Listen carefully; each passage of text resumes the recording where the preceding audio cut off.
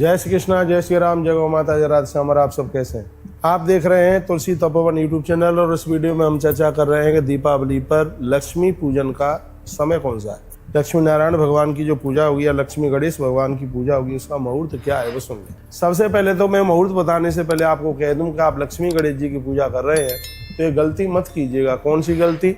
कि लक्ष्मी माता नारायण के संग होती है तो बाईं तरफ होती है, लेकिन वही लक्ष्मी गणेश पूजन होता है तो गणेश जी बाईं तरफ होते हैं और माता लक्ष्मी दाहिनी तरफ होती है।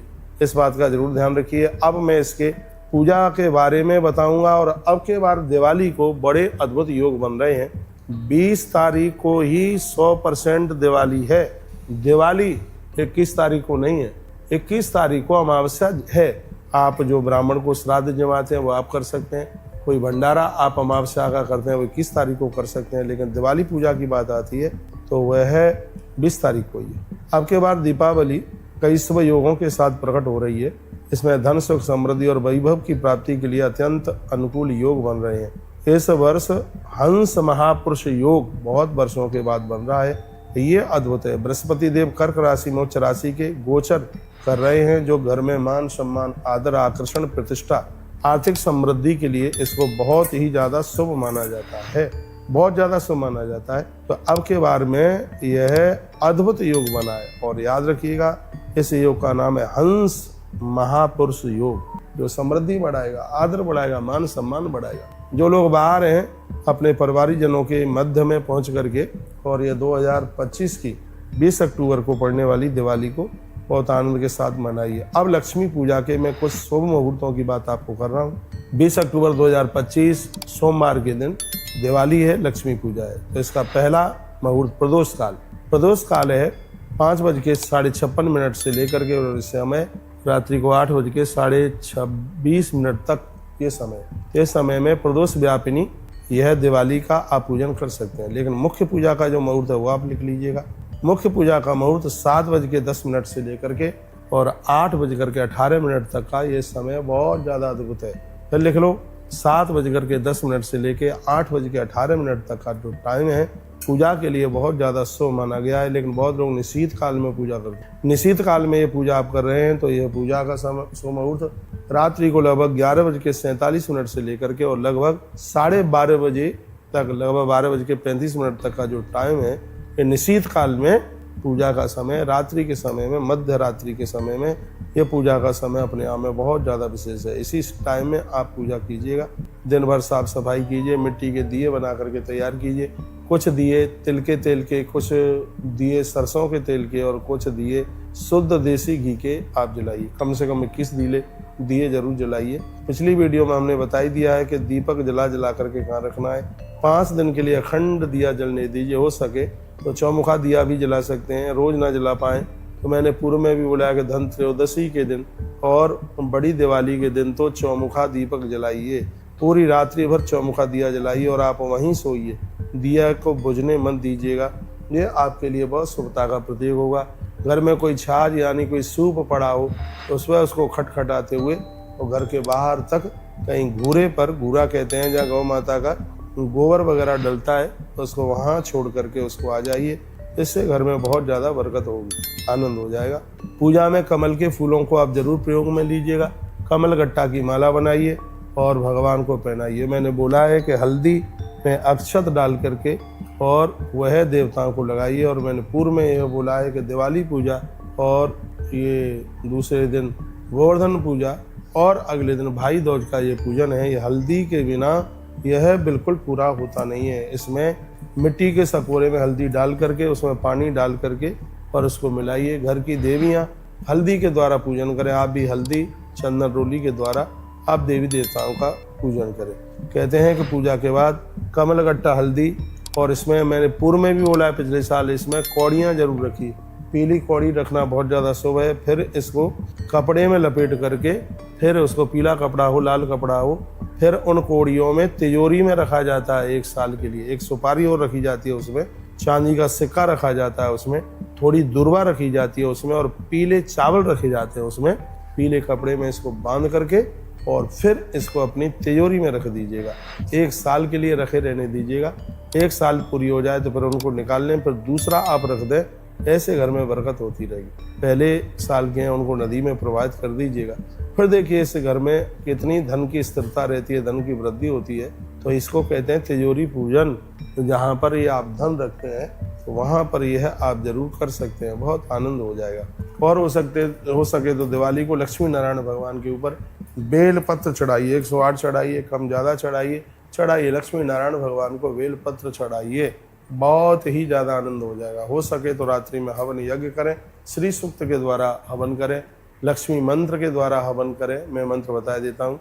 ओम ऐं ह्रीं क्लीं श्रीं महालक्ष्मी नमः, महालक्ष्मी नमः। ओम ऐं ह्रीं क्लीं श्रीं महालक्ष्मी नमः।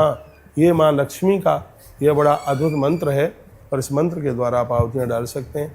हवन आप कर रहे हैं, ध्यान रखिएगा, वैसे तो सीधा फूल आग में डाला नहीं जाता है, लेकिन घी में डुबो करके कमल के फूल से रात्रि भर आप ये लक्ष्मी नारायण यज्ञ आप कर सकते हैं। घोर गरीबी का ये नाश करता है।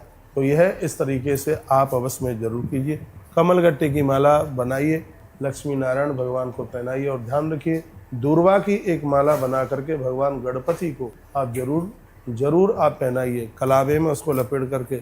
इससे आपकी वंश की वृद्धि बढ़ेगी, बच्चों का कर्जा उतर जाएगा। बाजार में यदि पैसा मारा गया है आचार्य जी, यदि पैसा वापस नहीं आ रहा है तो दिवाली की रात्रि को दूर्वा की माला भगवान गजानंद को, गणपति को आप पहनाइए, बहुत आनंद हो। हमने पूजा के मुहूर्त भी आपको बता दिए, 4 मुहूर्त बड़े अद्भुत निकल रहे हैं। चारों मुहूर्तों की हमने व्याख्यानता कर दी है। आचार्य जी अब के बार बहुत लंबे समय के बाद में हंस मानव योग, हंस महापुरुष योग दिवाली को बड़े लंबे समय के बाद आए। अब के बार की दिवाली लोगों के लिए बहुत ज़्यादा शुभ होगी, बहुत ज़्यादा विशेष होगी। तो हमने कुछ नियम बताए, मिट्टी के दिए जलाने हैं, घी के दिए, तिल के तेल के दिए और सरसों के तेल के दिए रोग का नाश करेंगे, पितरों को प्रसन्न करेंगे। तिल के तेल के दिए, घी का दिया मांगलिक है ही, बहुत ज़्यादा आनंद हो जाएगा। इतना आनंद होगा शब्दों में बयानित नहीं किया जा सकता। 108 आंवले के पत्ते भगवान नारायण के ऊपर, 108 पत्ते आंवला का पत्ता साक्षात विष्णु स्वरूप है, साक्षात भगवान विष्णु का स्वरूप है। दिन में भगवान को ये पहनाइए, आनंद हो जाएगा। चांदी के पात्र तो आप रखते ही हैं, तांबे के पात्र भी पूजा में आप रखना, बहुत ज़्यादा आनंद होगा, बहुत आनंद। दिवाली साल भर के बाद में आने वाला ये त्यौहार है। 2025 की दीपावली आप सबको बहुत ही ज़्यादा आनंद कर देने वाली हो। ईश्वर के चरणों में तो हम ऐसी ही प्रार्थना करते। स्वयं कार्तिकेय जी ने भगवान महादेव को पूछा, दीपावली फलम नाथा विशेषाद ब्रूहि सांप्रतम। ये नहीं कि मैं अपने मनगढ़ंत बातें बोल रहा हूँ, ये पद्म पुराण मेरे सामने रखा है। इसमें 122वें नंबर के अध्याय में दीपावली के महात्म्य का वर्णन किया गया। तो इसमें कार्तिकेय जी ने पूछा, दीपावली फलम नाथा विशेषाद ब्रूहि सांप्रतम किमर्थम क्रियते सातु तस्या का देवता भवेत्। दिवाली के 5 दिनों में कौन से देवता की पूजा करें, इसका फल क्या है। तब भगवान महादेव ने कहा कि कार्तिकास्यासद पक्षे, कार्तिक मास के कृष्ण पक्ष में पड़ने वाले ये 5 दिन, ये 5 दिन जिसे पंच दिवाली के नाम से जाना जाता है, ये बहुत ज़्यादा अपने आप में बहुत ही ज़्यादा अद्भुत हैं। कृत्वात् पार्वणम श्राद्धम दधिक क्षीर गतादि, क्या बात कही है। अमावस्या के दिन आप दूध और भात और दही और गुड़ ये मिला करके आपके आसपास यदि कोई नदी है तो उसमें आप थोड़ा तिल और डालें, तो एक दोना में रखकर, पलाश का दोना मिल जाएगा। एक बार फिर बोल रहा हूँ, कृत्यात् पार्वणम श्राद्धम दधिक क्षीर गतादि। लेकिन 20 तारीख को नहीं हुआ, 21 को होगा। हाँ सुबह, क्योंकि 21 तारीख अमावस्या 21 तारीख को सुबह में। तो स्वयं भगवान शंकर ये बात कहते हैं इतनी चीज़ें आप एक पलाश के दोने में रख करके और किसी नदी में, सरोवर में उसको समर्पित कर दे। भोजई नाना विधई विप्राण भोजयत। फिर किसी ब्राह्मण को न्योता दे करके 21 तारीख को उस ब्राह्मण देवता को घर बुलाइए और फिर उसको भोजन कराइए, बहुत आनंद हो, कमाल हो जाए। लिखा है दिवाली के दिन परिवार के जितने लोग हैं, तेसाम गोष्ठी चमानम चाकृतासम भाषण। क्या बात कही है, सब परिवार के लोग पास में एक दूसरे से बात करें। मैं बार बार आपको कहता हूँ, दिवाली का उत्सव है, अपने कुटुंब के साथ, परिवार के साथ, बच्चों के साथ, माता पिता के साथ, उनके साथ मनाइए। देखो स्वयं भगवान शंकर कहते हैं आचार्य जी, ये उत्सव ऐसा है, इसमें बैर की भावना त्याग करके एक दूसरे से गले मिल करके इस त्योहार को तेसाम गोष्ठी चमानम चाकृतासम भाग कहा गया है। बिल्कुल जो भी कोई मान अपमान जो भी सबको एक तरफा रखते हुए एक दूसरे के गले मिलते हुए प्रसन्नतापूर्वक इस त्योहार को मनाएं, क्योंकि जहाँ सुमति है संपदा वही है। ये एक ऐसा त्योहार है जो संपदा के लिए इसको मनाया जाता है, तो उसमें वैर भावना को उसमें त्याग दिया जाता है। कहते हैं कि जिस घर में लड़ाई झगड़े नहीं होते हैं, इस तरीके से पूजा की जाती है, तो 1 वर्ष तक लक्ष्मी मैया उस घर को त्याग के नहीं जाती। शंकर जी बोले। हाँ, मैं श्लोक बोले देता हूँ, कहाँ है लिखा है, पुमान वही वत्सरम यावत लक्ष्मी स्तम नैव मुंचत। 1 साल तक माँ लक्ष्मी उस घर को छोड़ करके नहीं जाएगी, जिस घर में पूरे खानदान के पूरे परिवार के जो लोग मिल करके और यह त्योहार मनाते। बहुत लोग, मैं क्या कहूँ आचार्य जी, मैं तो कहता चिल्लाता और मैं तो क्या बोल दूँ मैं। और ये तो मैं नहीं कहता कि मैं थक गया हूँ, क्योंकि मैं थकता नहीं हूँ, लेकिन आश्चर्य में मानता हूँ कि मैं इतना बोलता हूँ तो भी मानते नहीं है। कहते हैं कि 1 साल निकलने के बाद में आपको, वैसे तो मेरा तो दिमाग ये कहता है भगवान की पूजा है, इसमें तो कोई खोटा होना ही नहीं चाहिए। अब गाँवों की जो रीति है उसमें गरुड़ पुराण में तो ये लिखा है कि चौथा पटा हो जाता, 4थे साल तो सगरे त्योहार शुरू हो जाने ही चाहिए। 1 साल में बस उद्यापन वगैरह नहीं होते हैं, त्योहारों को खोटा ना करें। तो देखो अब भगवान क्या बोले, पुमान वही वत्सरम यावह लक्ष्मी स्तम नैव मुंचत। कहते हैं कि जो संगठन के साथ परिवार के साथ मिल करके इस त्योहार को मनाते हैं, 1 साल के लिए माता लक्ष्मी उस परिवार को छोड़ करके कहीं नहीं जाती, त्यागती नहीं है। 21 नंबर का श्लोक है, वर्णन किया गया, इसमें आनंद किया गया। जो ब्राह्मणों को अभय दान देते हैं, निर्भय करते हैं, ब्राह्मणों से पूजन कराते हैं, उनसे दिए जलवाते हैं, उनसे पूजा करवाते हैं, आचार्य जी उसका वर्णन किया गया है। कहा गया है कि घर में लक्ष्मी स्थिर हो जाती, आनंद हो जाती। इतनी बड़ी महिमा है। तो भगवान भोलेनाथ इसको खुद बोल रहे हैं। वो कहते हैं जो लक्ष्मी पवित्र इस दिन में दीपावली में धरती पर गौशाला में मैया जी, देखो इसमें वर्णन है, वृक्षों के नीचे जल में धरती पर दीपावली के दिन जैसे सावन में भगवान महादेव ऊपर के लोक से मृत्यु लोक में आ जाते, तो भोलेनाथ कह रहे हैं कि या लक्ष्मी दिवसे पुण्य दीपावल्याम च भूतले। ये बात को नहीं भूलिएगा।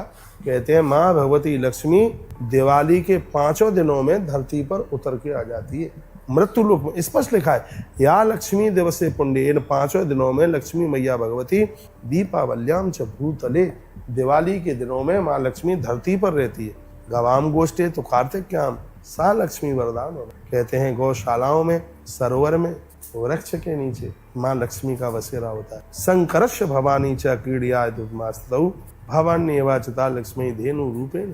अब सुन लो इसमें क्या लिखा है, इन बातों को काटेगा कौन।